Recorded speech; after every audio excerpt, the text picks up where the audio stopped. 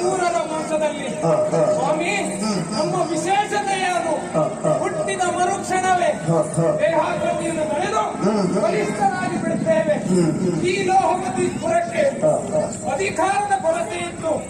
ಹಾಗಾಗಿ ನಮ್ಮವರೆಲ್ಲರೂ ಸೇರಿ ಸಮರ್ಥನಾದಂತಹ ನನ್ನನ್ನು ಇಲ್ಲಿಯ ಪಟ್ಟಕ್ಕೇರಿಸಿದರು. ಒಳ್ಳೆಯ ರೀತಿಯಲ್ಲಿ ಇಲ್ಲಿ ಆಡಳಿತವನ್ನು ನಡೆಸಿಕೊಂಡು ಬರ್ತಾ ಇದ್ದೇನೆ. ತದನಂತರದಲ್ಲಿ ಗೊತ್ತಾಯಿತು, ಕೇವಲ ಆಡಳಿತವನ್ನು ನಡೆಸಿದರೆ ಸಾಕಾಗುವುದಿಲ್ಲ.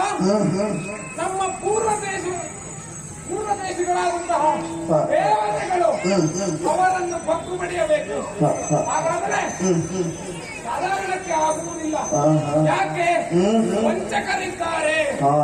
ಅದನ್ನು ಅರಿತಂತಹ ನಾನು ಮಾಡಿದ್ದೇನು ಗೊತ್ತಾ?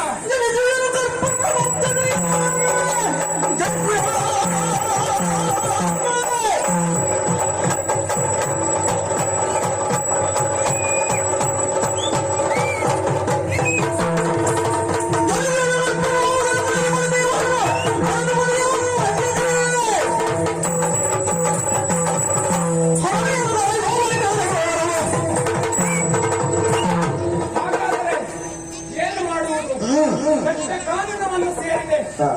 ನಮ್ಮ ಆರಾಧ್ಯ ದೈವನಾದಂತಹ ಪರಮೇಶ್ವರನನ್ನು ಕುರಿತು ಉಗ್ರವಾದ ತಪಸ್ಸನ್ನು ಆಚರಿಸಿದೆ. ನನ್ನ ಭಕ್ತಿಗೆ ಮೆಚ್ಚಿದಂತಹ ಪರಮೇಶ್ವರ ಏನು ಬರಬೇಕೆನ್ನುವುದಾಗಿ ಕೇಳಿದ. ಆಗ ತಾವೇ ಬರಬಾರದೆನ್ನುವಂತಹ ವರವನ್ನು ಕೇಳಿದೆ ನಾನು. ಆದರೆ ಸಿಕ್ಕಿದ ಇಲ್ಲ ಸ್ವಾಮಿ, ತಿರಸ್ಕರಿಸಿದ. ಇನ್ನೊಂದು ವರವನ್ನು ಕೇಳಿ ಎನ್ನುವುದಾಗಿ ಹೇಳಿದ. ಆಗ ನನ್ನ ತಲೆಗೆ ಕೆಲಸವನ್ನು ಕೊಟ್ಟೆ. ಏನಿರಬಹುದು? ಆಯುಧವೇ ಮೈ ತೊಳೆದು ನನ್ನ ಮುಂದೆ ಬಂದಾಗ ನನ್ನ ಮರಣ. ಹೇಗೆ ಆಯುಧಕ್ಕೆ ಜೀವ ಬರಲಿಕ್ಕೆ ಸಾಧ್ಯ ಉಂಟಲ್ವಾ? ಅಸಾಧ್ಯವಾದಂತಹ ವರವನ್ನು ನಾನು ಪಡೆದಿದ್ದೇನೆ. ಹಾಗಾಗಿ ಸ್ವರಬಲಾನ್ವಿತನಾಗಿ ನನ್ನ ಸೈನ್ಯವೆಲ್ಲನ್ನು ಸೇರಿಕೊಂಡು ನೇರವಾಗಿ ಹೊರಡುವುದು ಎಲ್ಲಿಗೆ? ದೇವರ